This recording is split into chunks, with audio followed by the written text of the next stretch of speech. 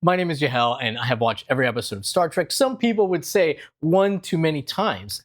And I'm Michael, and we're charging on here. This is the third episode of our session. We're having a good time. We started it fantastically with Court Martial. What a fantastic episode. Last one was entertaining as well. They utilized different sets. We really enjoyed seeing that. And just to be clear, this is Mike's first time watching any Star Trek. He's watching in order, so this is our 21st episode, I believe. Yeah. Of TOS, his 21st episode of Star Trek. He's 21. I'm legal in the Star Trek world. And so far, you've been enjoying it. Yeah, having a good time. Let's see what's next. Are you certain of your sensor readings? Definitely a space vessel of some type. I'm picking up a signal, sir. CQ. We're reading it, Lieutenant. Huh. He's a little frazzled. Yeah. He's a little Maybe like the sassy. last episode suggested or two ago, he's a bit overworked. There it is. An old Earth vessel similar to the DY-500 class. The last such vessel was built centuries ago, back in the 1990s. Sensor reading, Captain. Some sort of equipment functioning on that vessel. All decks go to full alert.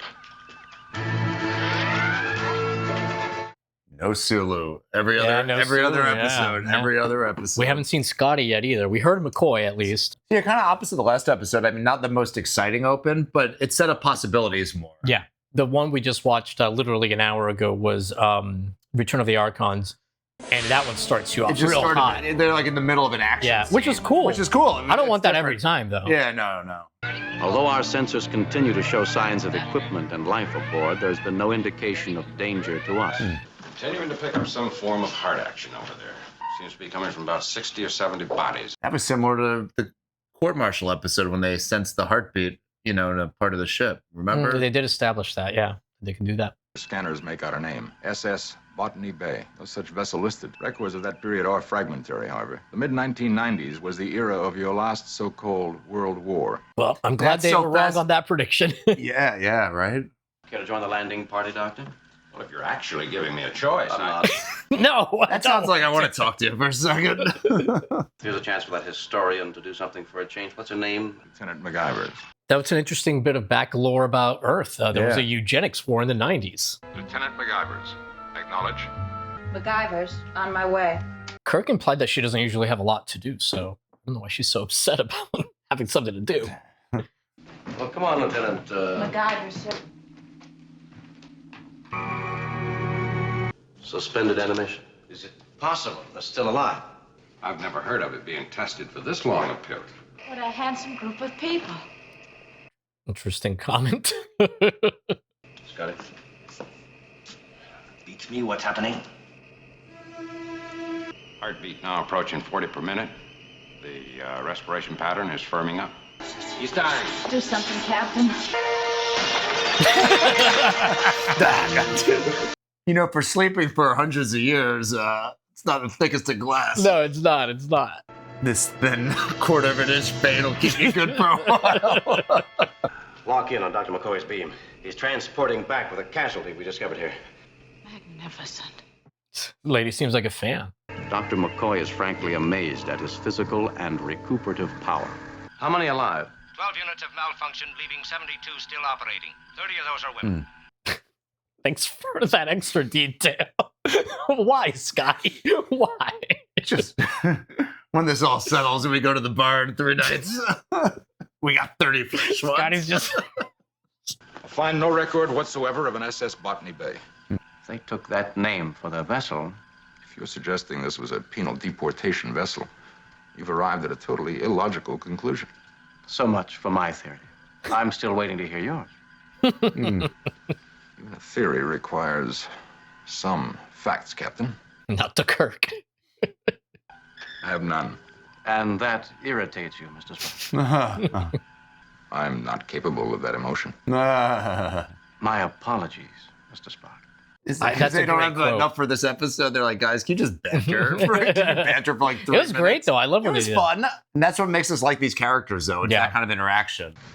Doctor, will he live? It appears you will, Lieutenant. She seems quite into him. The safety of this entire vessel might depend on the performance of a single crewman aboard. And the fact that you find a man strangely compelling to you personally. Not personally, Captain, professionally. Men were more adventuresome then. Bolder, more colorful. Yes, sir, I think they were. Good. If I can have honesty, it's easier to overlook mistakes. That's all. That was a nice little scene too with Kirk, from Kirk.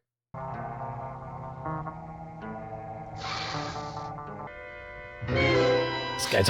I feel like he's gonna do something silly with the sword now. Why does McCoy have his medical instruments up on the wall like they're weapons? What's McCoy doing off hours?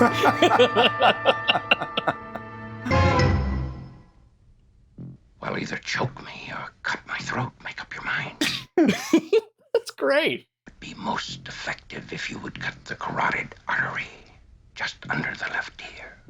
That's pretty intense. But McCoy's pretty badass, man. I have a patient here with many questions, Captain. On my way. Hopefully after this, McCoy rethinks having his scalpels on display as if they were weapons. My people? 72 of your life support canisters are still functioning.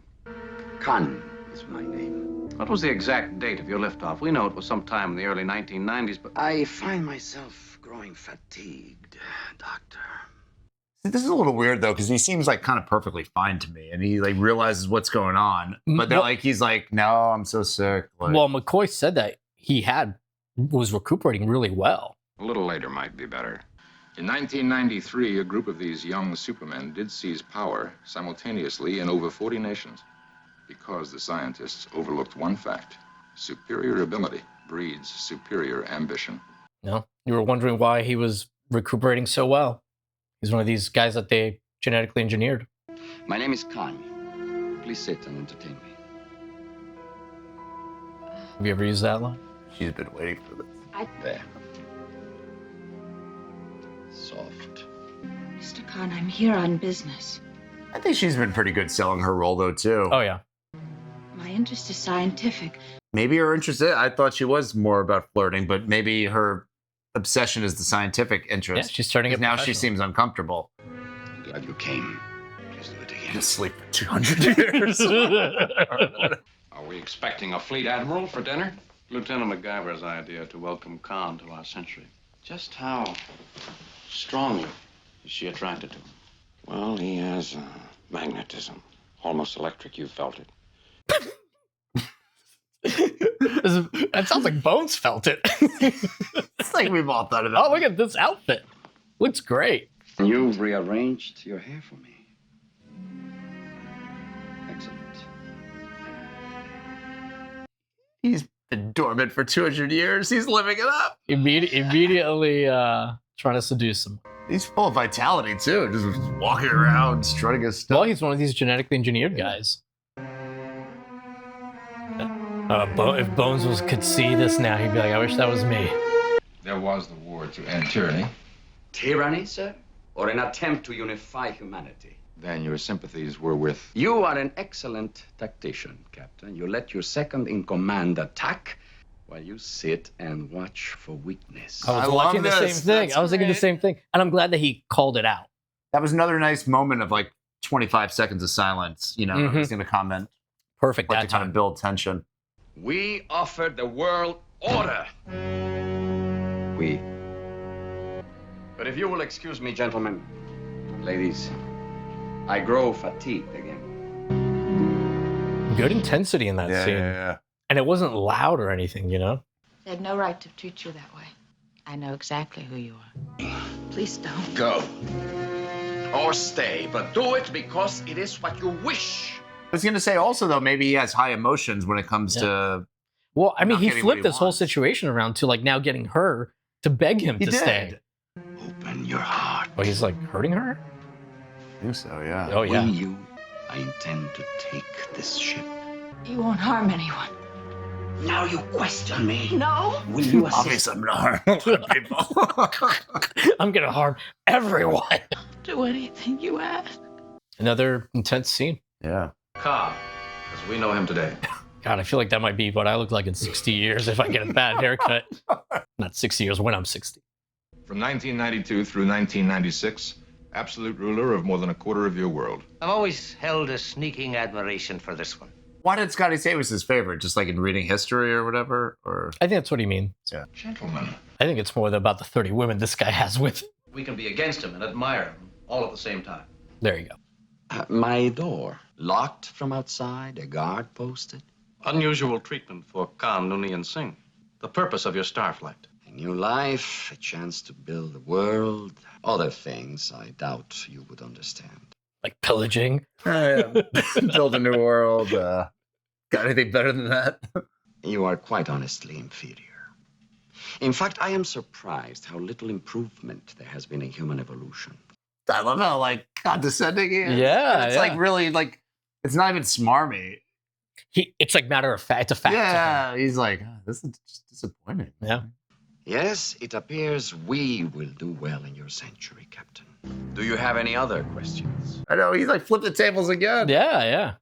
They've all been answered. I don't want to get in an argument with that guy.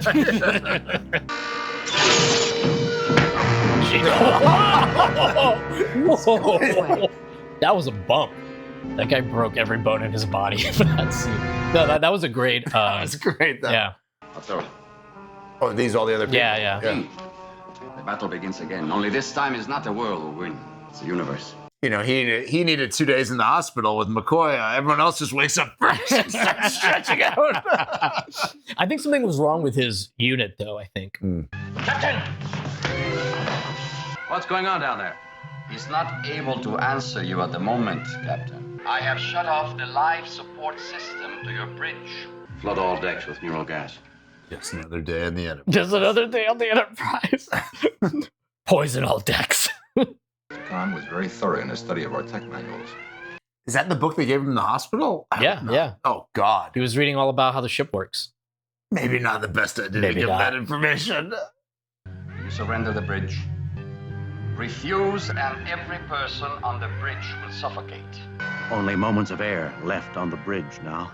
Commendations recommended for Lieutenant Uhura, Technicians First Class Thule. Kirk's lungs are so superior to everybody else's. He's still talking. Everybody else is passed out. Join me. I'll treat you well. So if they're out, I'm curious here. Who's going to step up? And Spock, I feel like. Engage the viewing screen, please.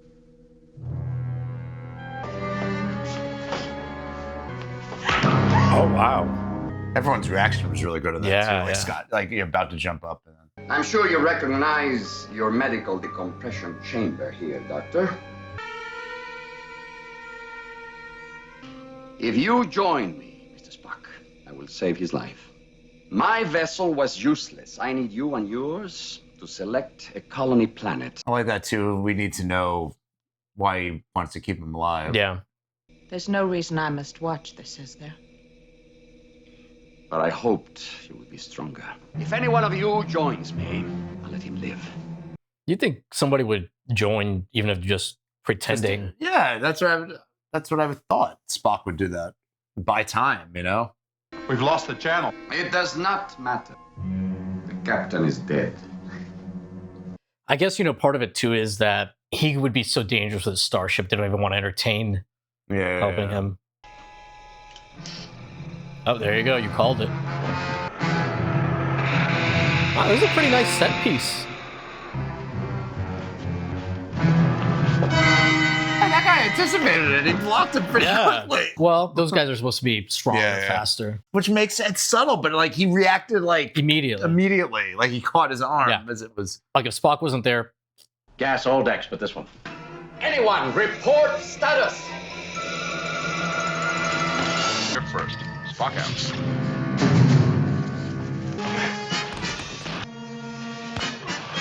Clearly not Kirk either in that one scene. There we go. There you go. Is he gonna Frankenstein? I don't remember exactly. Oh, he did! Overhead scissors. Oh my god. I know we laugh a lot during these fights, but I love the fights on the show. I'm glad that they had Kirk use a weapon, because otherwise, how would he beat him? Control of the Enterprise has been regained. I wish my next decisions were no more difficult. I declare all charges and specifications in this matter have been dropped. Spock, I believe our heading takes us near the Ceti Alpha star system. Planet number 5 there is habitable, although a bit savage, somewhat inhospitable. Can you tame a world? It's almost like now Kirk's manipulating him a little bit. Have you ever read Milton, Captain? I'll go with him, sir. Yeah, might as well. You ruined your career. I will take her. He's like, I still do find you physically And I've gotten something else I wanted. Empire to build. like satisfying his ambition. Mhm. And Kirk is challenging him too, which Khan seems like the kind of guy that doesn't say no to a challenge. I'd still be a little worried sending him down there. Right. Maybe they don't go by that planet that often. I'm not up on Milton. It is better to rule in hell than serve in heaven. That's a great quote. It would be interesting, Captain, to return to that world in 100 years and learn what crop had sprung from the seed you planted Like I was today. just saying, like, It would indeed. what if it's something you need to worry about? He's like, we'll be dead in 100 years. TNG will worry about Yeah, it. this is going to be Picard's problem. Who? You'll find out. Hey, so we just finished watching Space Seed. Mike's first time watching it. I've watched it several times. And this one I was very familiar with outside of Uhura getting stuff. Because you said he mentioned to me prior, just this is the third episode in the series we've watched today, having a good time. The open of the last episode, it was like the middle of almost like an action sequence. This one actually kind of opened, if you remember, we said it. You kind of didn't know what were. Yeah, it was calmer. So my expectations, like the first minute, I'm like, maybe this will be just like an episode. I don't really. And then I had kind of forgotten that he said this is one to pay attention to. I really like this episode. Great. I'd say like 4.25, 4.5 star. Yeah, that's great. I thought a lot of layers, a lot of psychological, and it was good at combining the psychological and the physical. I liked a lot of the backstory about who these people could be and what happened on Earth and the threats involved, and even the female, if we didn't know her true intentions, they kept that back and forth for a while. I like this. Yeah, more. and for me, if I was going to give it a rating, I would probably give it a 4.5 stars as well. And Mike, this is. Some people might consider this a spoiler. It's really not. But the latest Star Trek series that's ongoing right now, which I don't even know the name. So, is it Picard or is it something else? No, there is a Picard series, but right now is an audio drama, and it just finished this week. They released the series finale of the audio drama, 9 episodes. Okay, it's official, it's canon, and it's called Star Trek Khan, and it's about what happened on this world after Kirk left them. You know, with what he just said in the Star Trek universe, I like that in storytelling. Even if it's spin-off series or different years or a reboot, the tying in together. You know, then you wonder, like, was it the plan all along, or are they just very smartly writing, taking pieces from this and pieces from this and finding a way to make it work? Either way, it's intelligent writing, and to me, it rewards long-term viewers that follow these series. Which Star Trek really does a good job of rewarding you, especially when you start watching it the way you're watching it in the order that it aired. The first 2 episodes, especially the last episode, we kind of talked about how we were barely on the Enterprise. On this episode, we were only on the Enterprise. Again, we have enjoyed. If you're a longtime viewer, we hope you've heard us say this. But if you're not, every episode is kind of different, and it's fun. You don't know what to expect. If it's more physical, if it's a different set, if it's psychological, or just I feel Kirk like going to be shirtless this time. You just never know. Kirk's going to be under extreme duress, and McCoy irritated every episode. Yeah, he's always irritated. Those are some of the constants. Those are the constants that keep us coming back. Well, why is McCoy pissed off today? But I also just, we kind of said it, but I thought this episode, as I was watching, I thought it was just paced very well. Yeah, there's good character moments too. Spock and Kirk have some. There is. It keeps moving. If it slows down, it slows down for a reason. When you need it to slow down, then it picks back up with either like a physical threat, an action sequence, a moment between friends. One of the last episodes, I think the last episode we watched, he thought there was some dead time where just in the Archons episode. Yeah, the Archons, the energy just dropped. And even as a viewer, we felt like a drop. And even, when the stakes and the conclusion were coming, we were, I don't want to say not out of it. They pulled me back in, but it was a little bit. We fell out of it. Yeah. In this episode, I just felt for a like little bit. I was kind of really, it started slower, but then I was invested every twist and turn. I thought was fascinating. I really like this episode. And I would say a lot of it is not only the writing, but the performances, because I would say the best actor with Khan was great. Yeah, Ricardo Montalban. Montalban is his name. Most famous, I think, from Fantasy Island, but I know he's done a bunch of other stuff. This one, the time it kind of slowed down, and I liked it, was the scene where Kirk and Khan are just talking in Khan's quarters. Yeah. And like Khan is kind of flips the situation around on Kirk. This is like right when they had first put the guard outside. Yeah. But the performance is so good from both of them that it didn't feel slow. I didn't think that lingered too long either. No. I thought it was necessary to tell the story also. Yeah, in fact, I think that's the scene where you said there's like a 25-second pause, or maybe that's that was during the dinner scene. Yeah. The dinner, which was another Which really I like to great again. scene. Also, that was earlier, so I felt like they were like sizing each other up, kind of that. Like sometimes, and you can they're both similar, right? In some ways, the way they're looking at each other, they're playing a chess game. Yeah. Which is funny. Chess is such a reference. Yeah, this was a psychological chess game. I liked it. All right, we're going to reply to some of your comments for Space Seed. Again, keep a lookout for Facebook. I'm not Facebook, YouTube. That's what we're on. YouTube community post asking for comments for the episodes. We'll try to read a handful of them and reply to them on camera. You have something to say? I'm just here to be whimsical like the music. So I'll let him handle the heavy lifting. Just please, no spoilers. There were a lot of comments left on Space Seed that I couldn't even read because there were spoilers in them. And it's not because I wouldn't be interested in them. We're really just trying to get gut reactions to some of this in real time. He doesn't remember some episodes too, so it's kind of fun for the both of us. Yeah. This first comment comes from Dylan Guyan, author. Something that I thought was a very powerful statement was that the writers introduced a character that was a genetic Superman and the pinnacle of human form, and it wasn't a blonde-haired, blue-eyed Caucasian man. It always felt very conscious and deliberate to me, especially with the backdrop of the eugenics theories of a certain World War II superpower, which was still very recent when the show aired. Wow, yeah, that's a. I mean, that's a great observation. Yeah, is all I could say, and I mean something I never really thought of. No, but even in this realm, like Khan was a very handsome man, chiseled, well-defined, articulate. He's still like a classically handsome guy. He's just not blue-haired, blonde guy, but blue-haired. Blonde-haired, blue-eyed guy. Who have you been hanging out with? I go to weird places. It's Skeeter from Doug or something. Doug. He was blue, right? But yeah, I mean, I had never really thought about that. Now, there were like 72 of these people frozen in total, so I'm sure one of them's blonde. But it's interesting that Khan, the leader, is, not what you'd usually see then. This next one is from Ignoble Savage 1. Superiority, this is in quotes, he's quoting Khan here, superior ability breeds superior ambition. To quote Spock, commenting on Khan and his people. I love the kind of morality play that goes on in this episode. The implication that tampering with human genetics to improve the species is not very far away from the aims of a certain 1940s German dictator and his crazy racial doctrines. It's a cautionary tale. So yeah, kind of similar to the...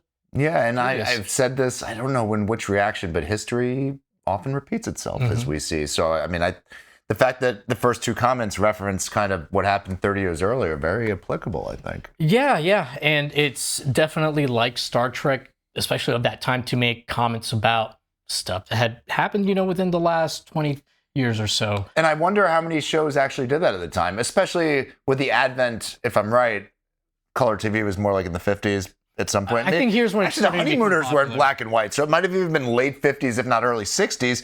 So just in my head, and don't get me wrong, with other popular shows at the time, probably a lot of them, I would guess, steered away from these topics, whereas Star Trek had just wanted to be whimsical, fun, entertaining shows, whereas Star Trek did not seem, afraid of, at least commenting in whatever form on some of these things. And because it's a science fiction show, it gives them that plausible deniability, I think, in terms of like dealing with the studio and that kind of thing, to have it be these masked in these allegories, but they're really talking oftentimes about very serious stuff. And that's great. This next comment comes from Sarah Fullerton, 86894. I have always thought that Marla MacGyver's was a lovely young woman aboard a starship where she didn't get much of an opportunity to shine. Even Kirk got her name wrong.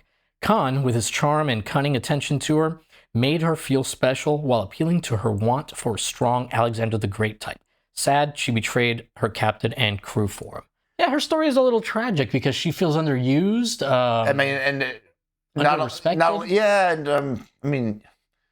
You could pull that into either interpersonal relationships, like a job or something, or an office. I mean, how many of us, especially if you've been loyal for a very long time, if you've been working somewhere and you don't feel like you get the recognition you deserve, or you're capable of more and the opportunity never exists. So then when the opportunity presents itself, then, I don't know, maybe you might make different decisions than you would have thought. So that's kind of what I'm taking away from that comment and the observation of... Yeah, and with her being like a historical researcher, I don't remember her exact title, but it had something to do with that. Because Kirk is even very dismissive, like, oh, get that historical researcher up here for this mission. You can But then you think of her excitement, probably, at least if it wasn't external, internally on being call to action, so to speak. Well, this is what she's trained for. Yes, but what I was referring to specifically is like Khan is this great historical figure to her, so you can see how she would be maybe a little starstruck and easier to kind of fall for him. Sure. All right, last comment comes from Hank fan. Hank's #1 fan, I think, on the channel. Oh, where'd he go? He's back there. All right. Trekkie74205. Ricardo Montalban, he's the guy that played Khan. Ricardo Montalban, what a great actor. That is all. I think that sums it up very well. He was in season 1 a top 5 guest actor, and he had a lot of scenes and charismatic, compelling, magnetic. Like just his scenes with Kirk, it felt like him and Shatner had a great rapport. I don't know if you recall. There's a scene where Khan goes to Kirk's quarters and they like kind of sit down across the table from each other, and just the tension that they built. Even the scene early when it wasn't just the two of them, but when 4 or 5 of them were sipping the blue cognac or whatever, and they're all kind of looking at each other. And at the table they're having like their dinner. Yeah, I mean, you could feel he's got a presence. Like I guess they call it, the it factor. He has it. He's charismatic and powerful, and the original captivates the screen. The original charismatic enigma. Jeff Hardy like stole it from. Something like that. But yeah, Khan was great. Yeah, that does it for the comments. Again, thank you so much for leaving those. Again, just for time's sake, we're only going to read 4 or 5 of them. But if you keep them free of spoilers and succinct, better chance of getting read. Thank you.